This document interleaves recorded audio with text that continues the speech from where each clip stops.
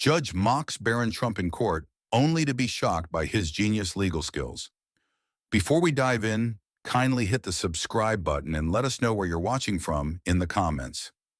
The courtroom of Washington, D.C. was packed to capacity, buzzing with anticipation. This wasn't just any legal battle. It was Barron Trump, the youngest son of former President Donald Trump, standing alone at the plaintiff's table. At just 18 years old, he had made the surprising decision to represent himself in a high-profile defamation case against a major media outlet. People whispered and took photos with their phones while reporters scribbled notes, all of them wondering the same thing. Why would someone with access to the best lawyers in the country choose to fight this battle alone? Judge Raymond Miller entered the room, silencing the crowd with a bang of his gavel. He was a stern man in his 60s who had seen all types of cases during his long career. When his eyes fell on Barron standing alone at the plaintiff's table, a smirk appeared on his face. "Mr. Trump," Judge Miller began, adjusting his glasses, "I understand you've chosen to represent yourself in this matter." Barron, standing tall in a well-fitted suit, simply nodded. "That's correct, Your Honor." A wave of chuckles rippled through the courtroom. The judge leaned forward, not bothering to hide his amusement. "You do understand that legal proceedings are not simple matters? This isn't a high school debate class. There are rules, procedures, and complexities that take years to master." The laughter grew louder. Even the defense attorneys representing the media company Barron was suing exchanged smiles and knowing glances. "With all due respect, Your Honor," Barron replied, his voice calm and measured, "I'm well aware of the challenges. I'm prepared to present my case."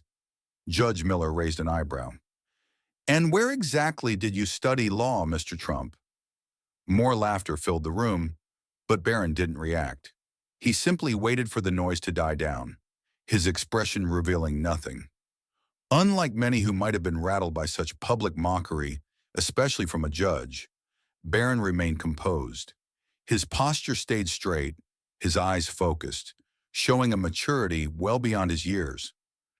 "I haven't attended law school, Your Honor," Barron finally answered, "but I've spent the past 6 months studying defamation law, reviewing relevant cases, and preparing my arguments." Judge Miller shook his head, clearly not convinced.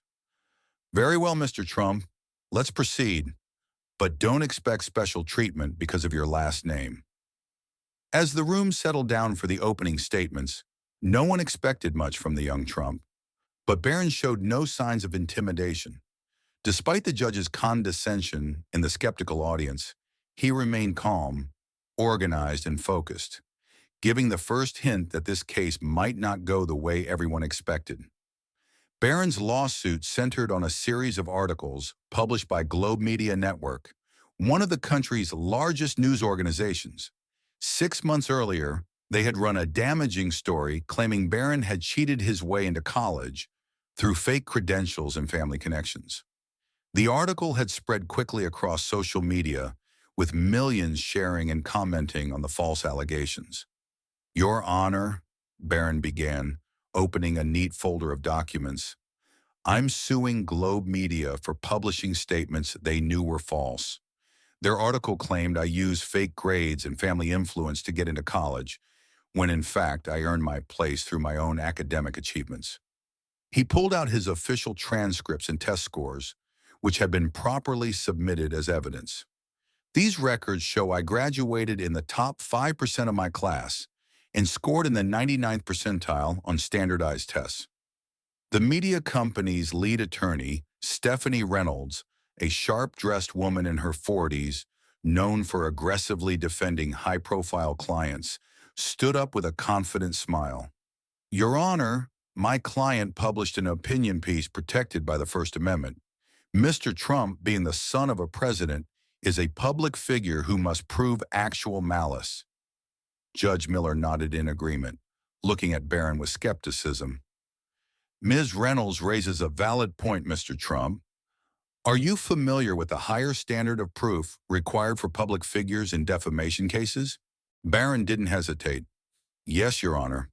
Under New York Times versus Sullivan, I must prove the statements were made with actual malice, meaning they were published with knowledge of their falsity or with reckless disregard for the truth. I'm prepared to demonstrate exactly that. The judge's eyebrows raised slightly, surprised by Barron's accurate citation of the landmark Supreme Court case. The young man's decision to represent himself suddenly made more sense. He had clearly been studying. The reason I chose to represent myself, Barron continued, sensing the question in everyone's minds, is because this case isn't just about me. It's about standing up against media outlets that believe they can publish anything about anyone without consequences. Reynolds smirked. Very inspiring, Mr. Trump, but emotional appeals don't change legal standards. I agree, Barron replied calmly, which is why I'm here to present evidence, not emotions. For the first time, a flicker of uncertainty crossed Reynolds's face. This wasn't going to be the easy win her client had promised. Despite his age and lack of formal legal training, Barron Trump had clearly come prepared for battle. As the initial proceedings continued, Judge Miller made no effort to hide his skepticism about Barron's legal abilities. When Barron began organizing his evidence folders, the judge sighed loudly. Mr. Trump, Judge Miller interrupted, this isn't a school project where you get points for neat folders. Legal proceedings require understanding of complex procedural rules. The courtroom erupted in laughter again. Several reporters in the gallery exchanged amused glances, already crafting headlines about the teenager in over his head. Thank you for your concern, Your Honor, Barron replied politely. I've studied the federal rules of evidence and the specific procedural requirements for this court. The judge chuckled and shook his head. Reading a few rules online doesn't make someone a lawyer, young man. There's a reason people spend 3 years in law school and pass a difficult bar exam. From the defense table, Stephanie Reynolds decided to join in. Your Honor, while we respect Mr. Trump's enthusiasm, perhaps we should advise him that it's not too late to hire proper counsel. This case involves nuanced interpretation of First Amendment protections and defamation standards that seasoned attorneys find challenging. How thoughtful of you, Ms. Reynolds, the judge replied with a smile. What do you say, Mr. Trump? Perhaps you should reconsider your approach before we go any further. All eyes turned to Barron, who stood calmly at his table. Many expected him to show signs of intimidation or embarrassment, but his expression remained composed. I appreciate the concern, Barron said, his voice steady, but I believe I'm capable of presenting my case effectively. The facts are straightforward. Globe Media published statements they knew were false, causing significant damage to my reputation. The judge let out an exaggerated sigh. Very well, it's your right to represent yourself, even if it's not in your best interest. Let's proceed with opening statements, though I expect we'll be done rather quickly. He turned to the defense attorney. Ms. Reynolds, whenever you're ready. Reynolds stood and buttoned her expensive suit jacket. Your Honor, this case should be dismissed immediately. Not only is my client protected by the First Amendment, but Mr. Trump has failed to meet the basic requirements for filing a defamation claim. His complaint lacks specific details about actual damages, and as a public figure, he faces an appropriately high bar to prove his case. The judge nodded along, clearly agreeing with everything Reynolds said. When she finished her statement, he turned to Barron with a look that suggested he expected little. Mr. Trump, your opening statement. Try to keep it brief, please. Barron stood up, straightened his tie, and walked to the center of the courtroom, ready to deliver his first real test in the case. The mockery had been relentless, but now he would have his chance to speak. Barron Trump walked to the center of the courtroom with a quiet confidence that seemed to catch everyone off guard. While the room had been filled with chuckles and whispers moments before, a curious silence settled as he took his position. He carried no notes, no flashcards, just the steady gaze of someone who knew exactly what he wanted to say. Your Honor, members of the court, Barron began, his voice surprisingly strong and clear for someone his age. This case is about truth, responsibility, and the damage that can be done when a powerful media organization abandons both. He paused, allowing his words to settle in the quiet courtroom. Globe Media published an article stating that I cheated my way into college through falsified records and family connections. These statements were demonstrably false, and the evidence will show that Globe Media knew they were false before publication. Barron began walking slowly in front of the jury box, making eye contact with each juror. The Supreme Court established in New York Times versus Sullivan that public figures must prove actual malice in defamation cases. But the court also recognized in Gertz versus Robert Welch that even public figures deserve protection from knowingly false statements. In Herbert versus Lando, the court further clarified that a plaintiff is entitled to examine the editorial process when actual malice is alleged. The judge, who had been leaning back in his chair with a dismissive expression, suddenly sat up straight. Reynolds, the defense attorney, stopped writing mid-sentence and looked up with visible surprise. I draw the court's attention to Milkovich versus Lorraine Journal, Barron continued, where the Supreme Court held that statements presented as opinion can still be defamatory if they imply false assertions of fact. The Globe article repeatedly used the phrases sources say to disguise direct factual claims about my academic record as mere opinion. Barron reached for a document and handed copies to the clerk for distribution. In my evidence packet, you'll find a copy of my complete academic transcript, certified by my school, showing I graduated with a 3.95 GPA. You'll also find my standardized test scores, placing me in the 99th percentile. Both directly contradict Globe Media's claims. Judge Miller accepted his copy, examining it with newfound interest.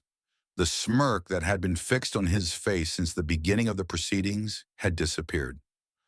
Furthermore, Barron continued, I've submitted communications between Globe Media staff, obtained through discovery, showing that their fact-checking department flagged the allegations as unverified before publication, but editors chose to publish anyway. A murmur ran through the courtroom. Several reporters began frantically typing on their phones. The law doesn't require a law degree to seek justice, Your Honor. It requires evidence, facts, and the truth. And today I intend to present all three. Barron returned to his seat, leaving the courtroom in stunned silence. Judge Miller cleared his throat, clearly recalibrating his assessment of the young man before him. Well, the judge said, his tone noticeably different, that was thorough, Mr. Trump. From the defense table, Reynolds was already huddled with her team, whispering urgently. Their confident expressions had vanished, replaced by looks of concern. The gallery buzzed with excitement. This was not the easy dismissal they had expected. Barron Trump had just demonstrated not only a solid understanding of defamation law, but also the ability to connect relevant precedents to his specific case, something that would impress even seasoned attorneys. Judge Miller, who had been so quick to mock Barron earlier, now looked at the young man with a mixture of surprise and grudging respect. The case that everyone had expected to be over before it began was suddenly looking very different. Let's proceed with the evidence, the judge said, leaning forward with new interest. Mr. Trump, please call your first witness. Barron's first witness was Dr. Eleanor Wright, his former academic advisor and professor from the prestigious university he attended. As she took the stand, her credentials were impeccable. A PhD from Harvard, 30 years of teaching experience, and numerous academic awards. Dr. Wright, Barron began, standing confidently as he addressed his witness, could you please describe your professional relationship with me during my time at university? I served as Barron's academic advisor for 3 years, Dr. Wright replied. I also had him in 2 of my advanced courses. And in your professional opinion, How would you characterize my academic performance? Dr. Wright adjusted her glasses. Barron was consistently among the top students in every class. His papers were exceptionally well researched, his analysis was sophisticated, and his work ethic was remarkable. I have taught thousands of students over my career, and he ranks among the most intellectually capable I've encountered. Reynolds stood quickly. Objection, Your Honor. This testimony is merely character evidence and doesn't address the actual claims in the article. Barron turned to face the judge. Your Honor, the Globe article specifically claimed I was academically unqualified and incapable of earning my grades legitimately. Dr. Wright's testimony directly refutes these specific allegations. Judge Miller nodded, his expression thoughtful. Objection overruled. You may continue, Mr. Trump. Barron turned back to Dr. Wright. Dr. Wright, were you ever approached by anyone from Globe Media regarding their story about me? Yes, I was. A reporter contacted me approximately 1 week before the article was published. And what did you tell this reporter? I informed them that the allegations about your academic performance were categorically false. I offered to provide documentation of your excellent work and achievements. With your permission, of course. Did they include your comments in their article? No, Dr. Wright said firmly. They did not. I was surprised to see the published article contained none of the information I had provided. Barron walked to his table and picked up a document. Your Honor, I'd like to enter this email exchange between Dr. Wright and Globe Media reporter James Wilson as Exhibit C. As the emails were distributed, the courtroom fell silent while people read the exchange. The emails clearly showed Dr. Wright providing detailed information contradicting the article's claims, followed by Wilson's reply thanking her, but noting, this doesn't fit the narrative we're developing. Reynolds' team huddled together, whispering urgently. One of her associates frantically flipped through papers, looking increasingly concerned.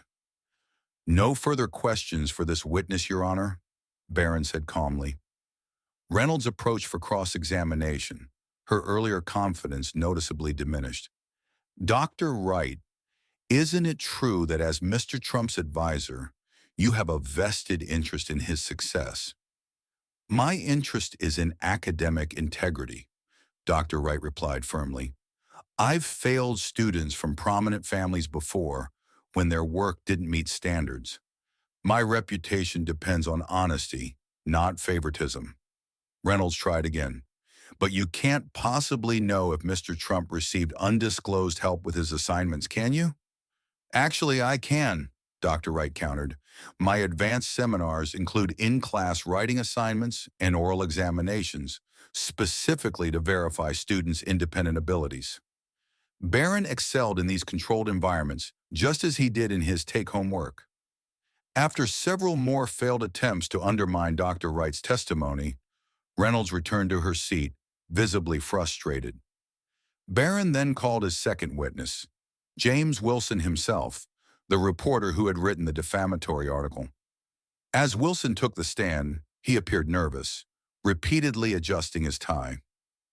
Mr. Wilson, Barron began, when you interviewed Dr. Wright for your article about me, did she inform you that your allegations about my academic performance were false? Wilson shifted uncomfortably. Yes, but we had other sources. We'll get to those sources, Barron interrupted calmly. For now, I'd like to focus on your editorial decisions.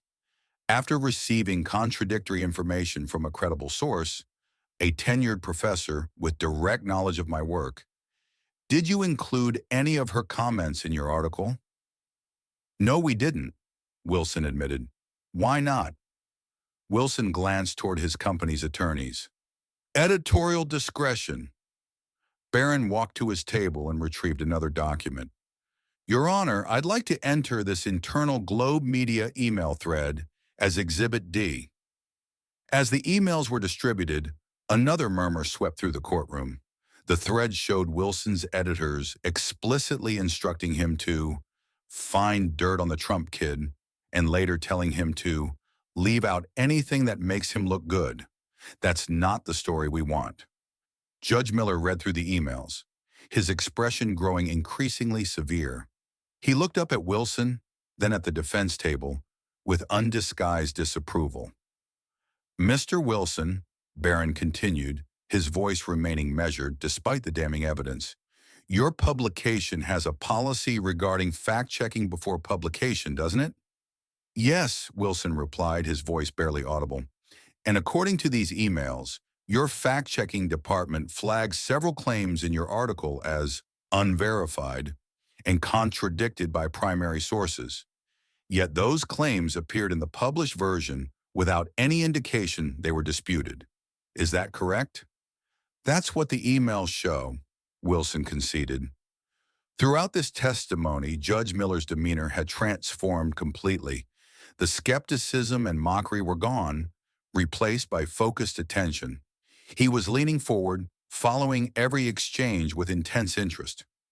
Reynolds attempted damage control during cross-examination, but Wilson's testimony had already severely damaged their case.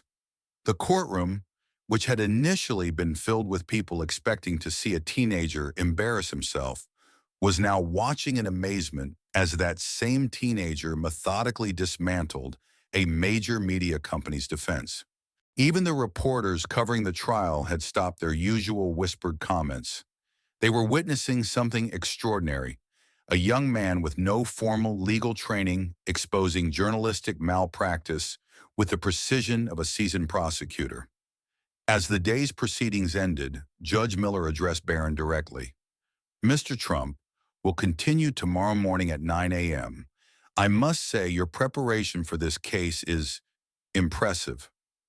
It was a small acknowledgement, but coming from a judge who had openly mocked him hours earlier, it spoke volumes. The next morning, the courtroom was even more packed than before. Overnight, news of Barron Trump's unexpected legal prowess had spread, drawing curious spectators and additional media. People who had come expecting to witness a circus were now eagerly anticipating a serious legal battle. As proceedings began, Judge Miller's tone had noticeably shifted. Gone were the condescending remarks and skeptical sighs. Instead, he addressed Barron with the same professional courtesy he would extend to any attorney. "Mr. Trump, you may call your next witness," the judge said. Barron stood. "Your Honor, at this time, I'd like to call Ms. Rebecca Chen to the stand." A murmur of confusion spread through the courtroom. This name hadn't appeared on any witness list. Reynolds immediately rose to her feet. "Objection, Your Honor. This witness wasn't disclosed during discovery. The defense has had no opportunity to prepare for this testimony." Barron remained calm. "Your Honor, Ms. Chen only came forward yesterday after seeing news coverage of this trial. She's a former employee of Globe Media who has critical information relevant to this case." Judge Miller frowned. "Mr. Trump, you know there are rules about witness disclosure." "Yes, Your Honor," Barron replied. "Under Federal Rule of Civil Procedure 26E, parties have a duty to supplement disclosures when new information becomes available. I filed an emergency supplemental disclosure this morning at 7 a.m. and had it delivered to the defense team.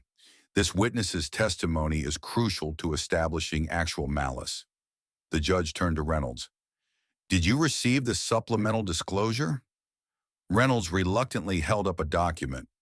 "We did, Your Honor, but we haven't had adequate time to—" "I understand your concern," Judge Miller interrupted. "However, given the late discovery of this witness and Mr. Trump's proper filing of the supplement, I'll allow the testimony. The defense will be granted additional time for cross-examination if needed." Rebecca Chen was sworn in. She appeared nervous but determined as she took her seat. "Ms. Chen," Barron began, "could you please tell the court about your former position at Globe Media?" "I was a fact-checker in the research department for 3 years, until I resigned last month," she replied. "And were you involved in the fact-checking process for the article about me published on March 15? "Yes, I was the primary fact-checker assigned to that story." Barron approached with a document. "Is this the fact-checking report you submitted regarding that article?" Chen examined the paper. "Yes, this is my report." Can you explain what these red flags throughout the document indicate? Those mark statements that could not be verified or that contradicted available evidence, Chen explained. As you can see, nearly every claim about Mr. Trump's academic qualifications and college admission had a red flag. What happens when you flag content in this manner? Standard protocol requires the editor to either remove the flagged content or clearly label it as unverified in the published piece. And did that happen in this case? Chen took a deep breath. Number I was explicitly instructed to remove my objections from the final report. A buzz of conversation swept through the courtroom. Judge Miller called for order. Ms. Chen, who gave you this instruction? Barron asked. Marcus Blackwell, the executive editor. Barron retrieved another document from his table. Your Honor, I'd like to enter this email as Exhibit E. The email, projected on a screen for the court to see, was from Marcus Blackwell to Rebecca Chen. Remove your objections to the Trump piece. This story is a priority for us, and we have approval from upstairs to run with it. Your concerns are noted but overruled. Chen continued, when I protested, pointing out that running unverified claims violated our own published standards, I was told this was a special situation and that the Trump family is fair game. Did you keep records of these conversations? Yes, Chen said. I began recording our editorial meetings after my written concerns were ignored. Barron produced a small USB drive. Your Honor, this drive contains audio recordings of 3 editorial meetings where Ms. Chen's concerns were dismissed and where Mr. Blackwell explicitly stated they were publishing claims they knew might not be true. Reynolds jumped to her feet. Objection. These recordings may have been obtained illegally. New York is a 2-party consent state for recordings. Actually, Barron countered smoothly, Globe Media's employee handbook, which I've entered as Exhibit F, specifically states that all editorial meetings are recorded for archival purposes with consent presumed from all attendees. Ms. Chen simply made her own copy of recordings that already legally existed. Judge Miller reviewed the handbook, then nodded. Objection overruled. We'll play the relevant portions of these recordings. The courtroom fell silent as the audio began to play. Blackwell. I don't care what the fact-checkers say. The Trump kid's story runs as written. Chen. But we have evidence that directly contradicts almost every claim in the piece. Blackwell. Look, this is coming from the top. After what his father did to journalists for years, the gloves are off with this family. If there's collateral damage to the kid's reputation, so be it. Another voice. Shouldn't we at least note that these claims are disputed? Blackwell. No, we present it as fact. End of discussion. As the recording ended, the courtroom remained silent. Even Reynolds seemed stunned by the revelation. The judge's expression had hardened into one of clear disapproval directed at the defense. Barron turned back to Chen. After raising these concerns, what happened to your position at Globe Media? I was gradually sidelined, given fewer assignments, and eventually pushed to resign. Thank you, Ms. Chen. No further questions. Reynolds approached for cross-examination, but her usual confidence had completely evaporated.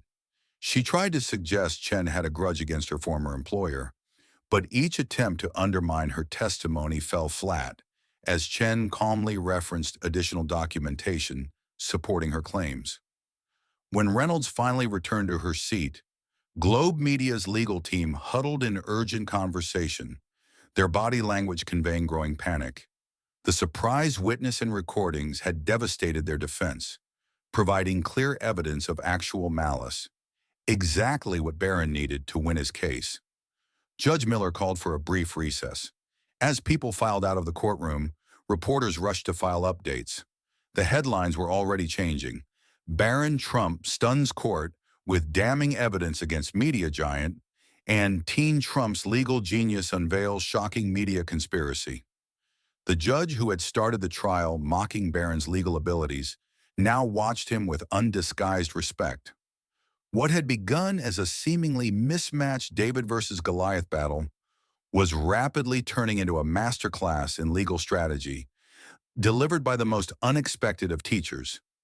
During the recess, the Globe Media legal team transformed their strategy completely.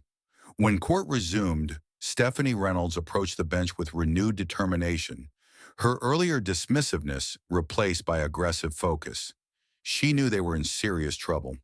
Your Honor, Reynolds began, before we continue, the defense requests permission to call an expert witness not previously listed, Dr. Harlan Montgomery, a constitutional law scholar specializing in First Amendment cases. Judge Miller turned to Barron. Mr. Trump, do you have any objection? Barron considered for a moment. No objection, Your Honor. Unlike the defense, I welcome all relevant testimony, even when it comes as a surprise. The subtle reminder of their earlier objection to his surprise witness caused Reynolds to flush slightly, but she maintained her composure.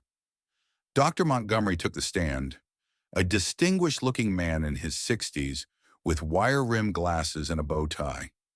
His resume was impressive. Harvard law professor, author of multiple books on First Amendment law, and former clerk for a Supreme Court justice. Dr. Montgomery, Reynolds began, could you explain to the court the special protections afforded to the press under the First Amendment, particularly regarding public figures? Montgomery leaned toward the microphone. Certainly, the Supreme Court has consistently held that robust public debate requires giving the press wide latitude when reporting on public figures. In New York Times versus Sullivan and subsequent cases, the court established that public figures must prove actual malice, not merely negligence or poor reporting. And how difficult is it to prove actual malice in most cases? Exceedingly difficult, Montgomery stated confidently. It requires proving that the publisher knew with certainty that the statements were false or showed reckless disregard for their truth or falsity. Simply making a mistake, even a serious one, doesn't typically meet the standard. Reynolds nodded. In your expert opinion, should editorial discussions about the angle or slant of a story be considered evidence of actual malice? Absolutely not, Montgomery replied. Editorial discretion is the heartbeat of press freedom. Editors must be free to determine which aspects of a story to emphasize without fear that their internal debates will later be used against them. Otherwise, the chilling effect on journalism would be severe.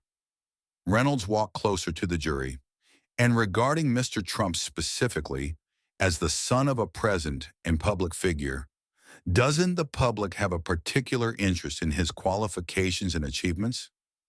Indeed, Montgomery agreed.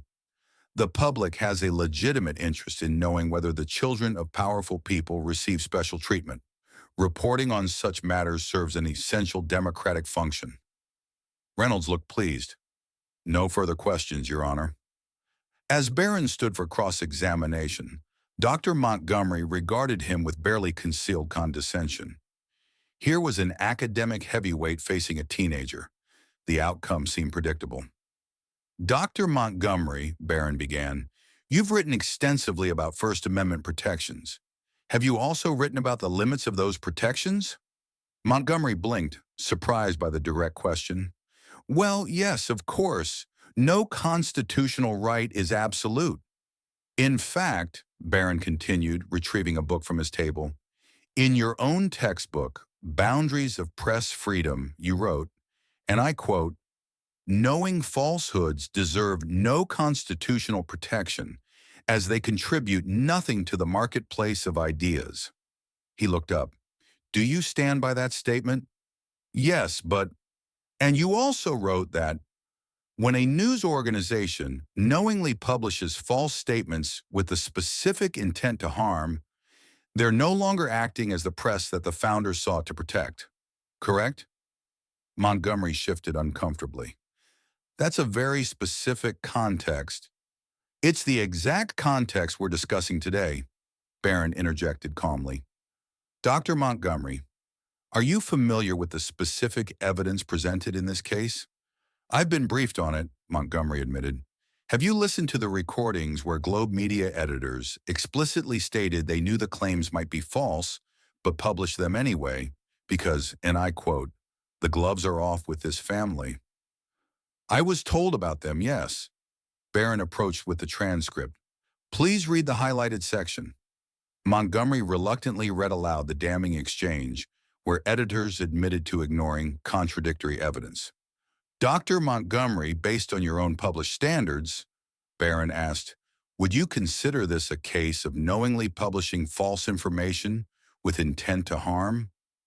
The professor hesitated, caught between his academic integrity and his role as an expert witness for the defense. If these statements are accurate, then yes, this would fall outside the protections I believe the First Amendment provides. A murmur ran through the courtroom. Reynolds looked stricken. One final question, Barron said. You mentioned that the public has a legitimate interest in knowing whether children of powerful people receive special treatment. Doesn't the public also have a legitimate interest in knowing when media organizations knowingly publish falsehoods about those children? Yes, Montgomery conceded, removing his glasses. The integrity of information is fundamental to public discourse. No further questions, Barron said, returning to his seat. Reynolds attempted redirect examination, but Montgomery's credibility as a defense witness had been irreparably damaged. When dismissed, he left the stand looking shaken, having essentially validated Barron's case using his own published principles. Next, the defense called Marcus Blackwell, the executive editor heard on the recordings. Blackwell entered with a defiant swagger that quickly faded under questioning. Reynolds tried to establish that the recorded comments were taken out of context, but Blackwell's attempts to explain away his statements only dug a deeper hole. Mr. Blackwell, Reynolds asked, when you said the gloves are off with his family, what did you mean in a journalistic context? I meant we wouldn't be intimidated from pursuing legitimate stories, Blackwell replied. The Trump family has a history of attacking the press. When Barron's turn came, he approached with a calm that contrasted sharply with Blackwell's growing agitation. Mr. Blackwell, you testified that you were pursuing legitimate stories. How do you define legitimate in journalism?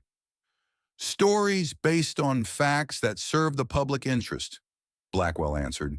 And when your fact checker provided evidence contradicting your claims about me, did you consider those facts relevant? We had other sources. Sources you've been unable to produce during discovery, Barron noted. Mr. Blackwell, is it standard practice at Globe Media to ignore contradicting evidence when it doesn't fit your preferred narrative?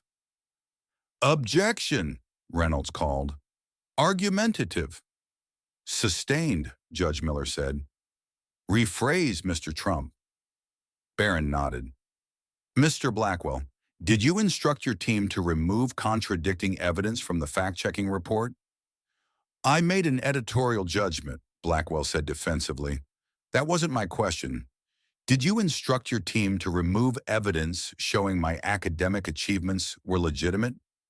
Yes, Blackwell finally admitted. And did you do so knowing this would create a false impression about me? Blackwell hesitated too long. I was focused on the larger story. The larger story being what? That my family deserved negative coverage regardless of facts? Objection. Reynolds stood again. Withdrawn, Barron said smoothly. No further questions. As Blackwell left the stand, his reputation in tatters, Judge Miller adjourned court for the day. The atmosphere had completely transformed. What had begun as mockery of a teenager representing himself had become a stunning display of legal prowess that had a major media company and their high-powered attorneys on the defensive. In the gallery, law students who had come to watch what they thought would be an amusing disaster were now taking detailed notes. Several practicing attorneys were doing the same, visibly impressed by Barron's methodical dismantling of the defense. Judge Miller, Watching Barron gather his materials at day's end showed no trace of his earlier condescension. Instead, his expression conveyed something rarely seen from the bench: genuine admiration. The courtroom fell silent as Barron Trump rose for his closing argument. After 4 days of testimony, evidence, and legal maneuvering, the case that began with mockery and laughter had transformed into one of the most closely watched defamation trials in recent memory. Legal experts had flocked to the courthouse to witness the young man who had masterfully outmaneuvered a team of veteran attorneys. Judge Miller, who now watched Barron with undisguised respect, nodded. "Mr. Trump, you may present your closing argument." Barron walked to the center of the courtroom, taking a moment to make eye contact with each juror. Gone was any trace of nervousness that might have been present on the first day. In its place was the quiet confidence of someone who knew he had proven his case. "Ladies and gentlemen of the jury," Barron began, his voice clear and measured, "when I filed this lawsuit and chose to represent myself, many people in this very courtroom thought it was a joke. I understand why. I'm young, I have no law degree, and I was going up against one of the largest media companies in the country with their team of experienced attorneys." He paused, allowing the jurors to recall the atmosphere from the trial's beginning. "But this case has never been about me proving myself in a courtroom. It's about something far more important: the boundary between press freedom and deliberate harm through knowing falsehoods." Barron walked slowly in front of the jury box, his hands clasped behind his back. "The First Amendment is one of our most cherished protections, and rightly so. A free press is essential to democracy. But as we've established through testimony and evidence, freedom of the press has never included the freedom to knowingly publish lies." He gestured toward the defense table. "Globe Media wants you to believe this is simply about a public figure who couldn't handle negative coverage. But that's not what the evidence shows. What you've seen over the past 4 days is something far more disturbing: a calculated decision to publish claims they knew were likely false." Barron retrieved several key exhibits and displayed them on the large screen for the jury. "Let's review what we've learned." First, we heard from Dr. Wright, who testified that Globe Media contacted her before publication and that she provided them with evidence contradicting their claims about my academic record. They chose to exclude this information. He switched to the next exhibit.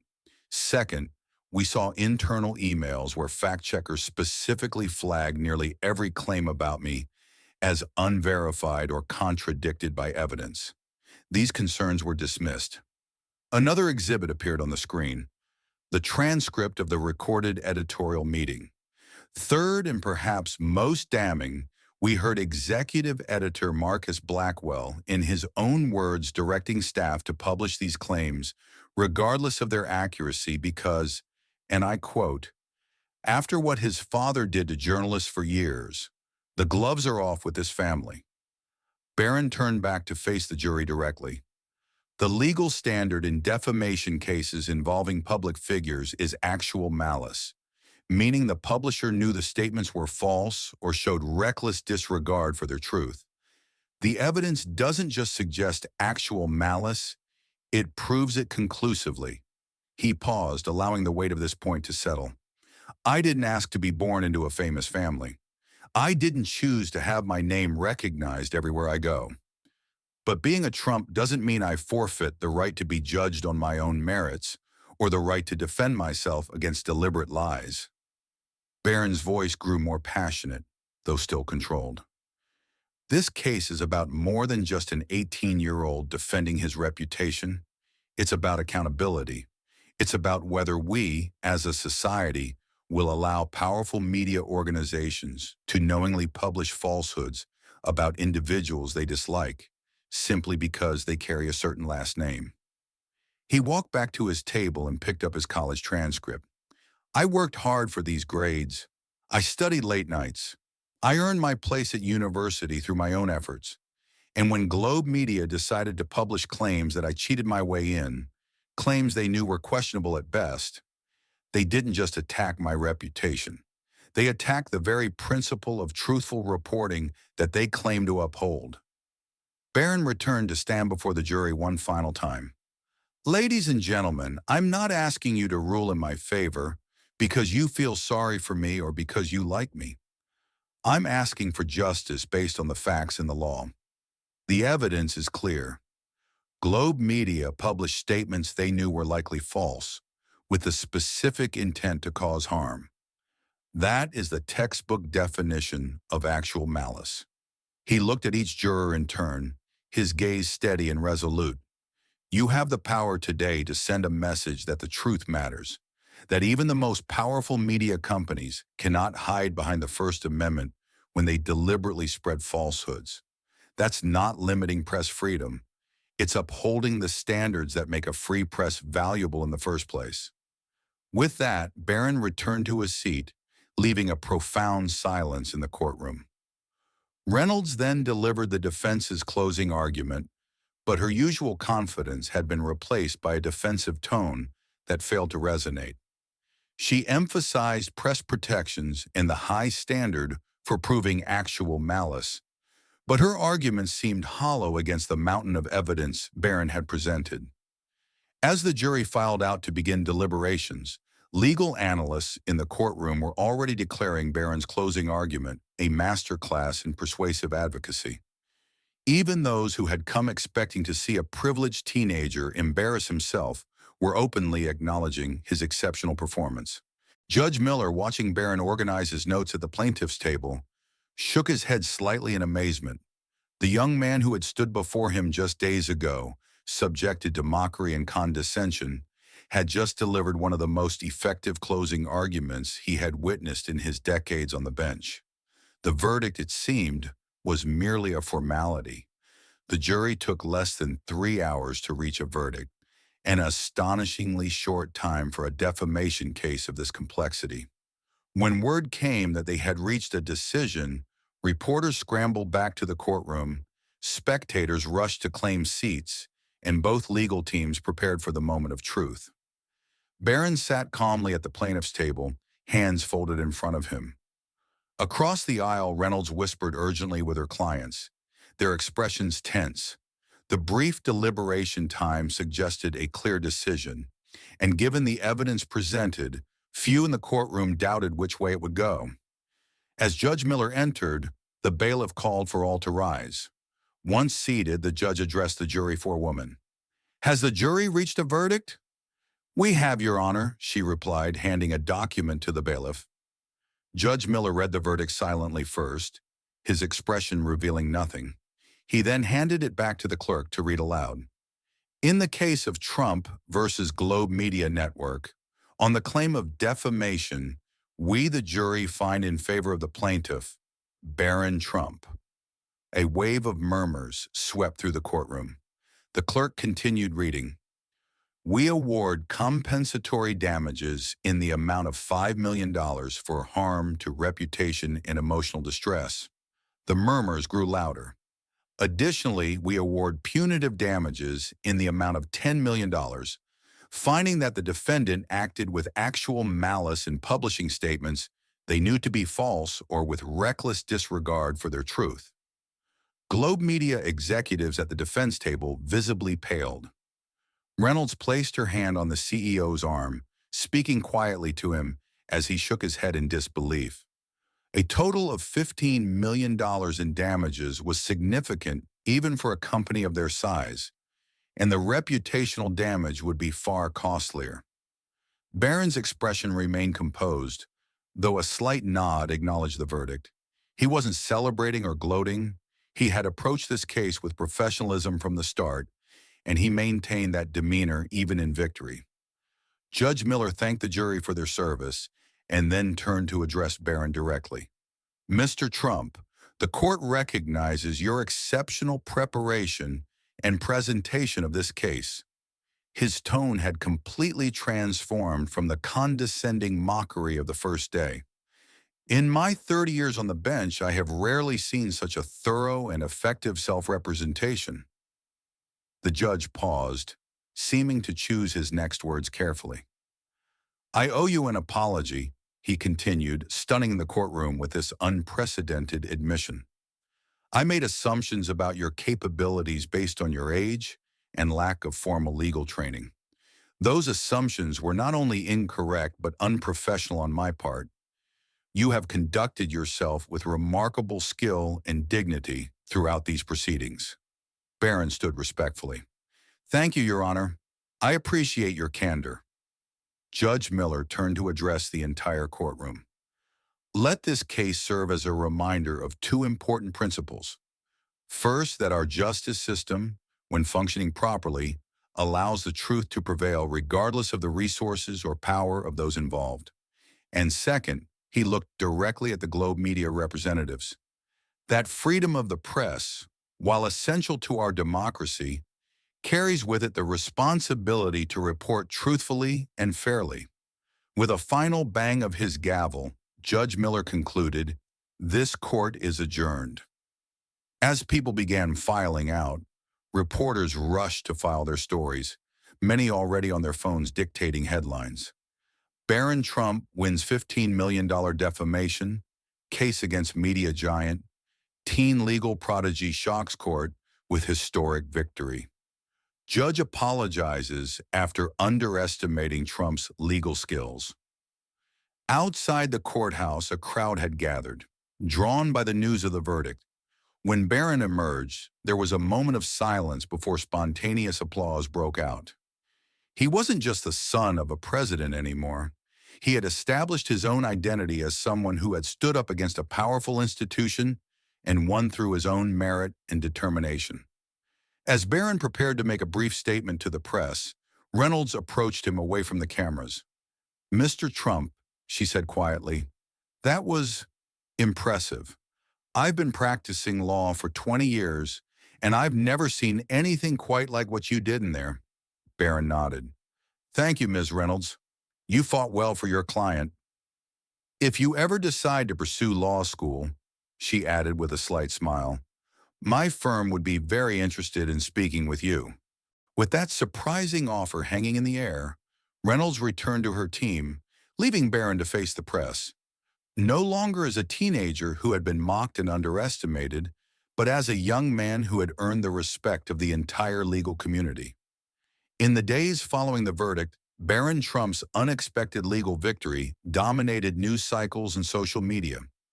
Legal experts who had initially scoffed at the idea of an 18-year-old representing himself against a media giant were now analyzing his strategy in detail, with many calling it textbook perfect and brilliantly executed.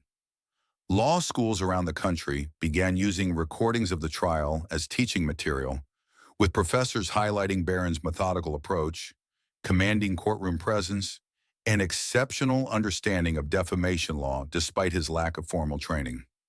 1 week after the verdict, Barron received a personal letter from Judge Miller, something almost unheard of in legal circles. The contents remained private, but sources close to Barron revealed it contained not only a formal apology for the initial mockery, but also an invitation to consider pursuing law as a profession, with the judge offering to mentor him personally. Globe Media, facing both financial and reputational damage, issued a formal retraction and apology on their front page. Globe Media acknowledges that our reporting regarding Barron Trump contained false statements published without proper verification. We apologize unreservedly to Mr. Trump for the damage caused and are implementing new editorial standards to prevent similar failures in the future. The company also announced an internal investigation into their editorial practices, resulting in several high-level departures, including Marcus Blackwell, whose recorded statements had been central to proving actual malice. As for Barron himself, he handled his victory with the same quiet dignity he had demonstrated throughout the trial. At a small press conference on the steps of his family home, he addressed the media for the first time since the verdict. "This case was never about money or personal vindication," Barron stated, his voice steady and measured. "It was about standing up for the principle that truth matters, regardless of who you are or what your last name might be. When asked about his remarkable legal performance, Barron smiled slightly. I've always been interested in how our legal system works. When I decided to represent myself, I knew I would be underestimated, but I also knew that if I prepared thoroughly and presented the facts clearly, the truth would speak for itself. A reporter called out, "Will you be going to law school now?" Barron considered the question thoughtfully before responding. I haven't made any decisions about my future yet. This experience has certainly shown me the power of the law to protect individual rights, but I have many interests to explore. His father, visibly proud but allowing Barron his moment, stood quietly in the background, a reversal of their usual public dynamic. For perhaps the first time, Barron was being recognized not as the president's son, but as his own person, defined by his own achievements. Rebecca Chen, the former fact-checker whose testimony had been so crucial to the case, had received multiple job offers from media organizations committed to journalistic integrity. She and Barron had spoken privately after the trial, with Barron thanking her for her courage in coming forward. Sometimes standing up for the truth requires courage, Barron had told reporters when asked about Chen. Ms. Chen risked her career to do what was right. That kind of integrity deserves recognition. The case ultimately became more than just a legal victory for a young man wronged by a powerful corporation. It evolved into a cultural moment that challenged assumptions about age, experience, and capability. Law firms that might once have dismissed young applicants without Ivy League credentials were rethinking their approaches. Media organizations were strengthening their fact-checking protocols, and people everywhere were reconsidering their tendency to underestimate those who didn't fit conventional expectations. As for Judge Raymond Miller, the man who had once mockingly asked Barron where he had studied law, he spoke at a judicial conference several months later. In 30 years on the bench, no case has taught me more about the dangers of assumption and prejudgment than that one, he admitted to his colleagues. I looked at a young man without a law degree and saw someone unworthy of serious consideration. What I should have seen was someone who had prepared more thoroughly and argued more effectively than many veteran attorneys who've appeared before me. He paused, reflecting.